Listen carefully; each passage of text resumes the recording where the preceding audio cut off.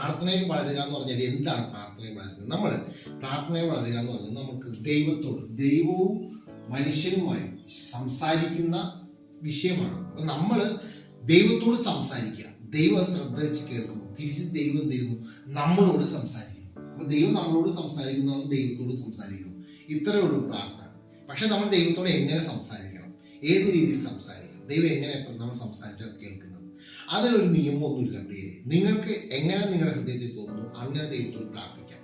അപ്പൊ നമ്മൾ പ്രാർത്ഥിക്കുമ്പോൾ നമുക്ക് ഏറ്റവും പ്രധാനമായിട്ട് അറിയേണ്ടത് ആരുടെ നാമത്തിൽ വേണം നമുക്ക് പ്രാർത്ഥിക്കേണ്ടത്? യേശുക്രിസ്തുവിന്റെ നാമത്തിൽ വേണം നമുക്ക് പ്രാർത്ഥിക്കേണ്ടത്. കാരണം യേശുക്രിസ്തുവിന്റെ നാമത്തിൽ പ്രാർത്ഥിക്കണമെന്ന് പറയാൻ കാരണം പിതാവ് മുഴുവനും പുത്രനെ ഏൽപ്പിച്ചിരിക്കുകയാണ്. പിതാവിന്റെ എല്ലാ മഹത്വവും പുത്രനെ ഏൽപ്പിച്ചിരിക്കുകയാണ്, പുത്രനെ യേശുക്രിസ്തുവിന്. അപ്പോൾ നമ്മൾ ദൈവത്തോട് പ്രാർത്ഥിക്കണം. യേശുക്രിസ്തുവിന്റെ നാമത്തിൽ ദൈവത്തോട് പ്രാർത്ഥിക്കുന്നു പറയുമ്പോൾ പിതാവ് പുത്രൻ മഹത്വപ്പെടേണ്ടതിന് ദൈവം നമുക്ക് മറുപടി അയച്ചു.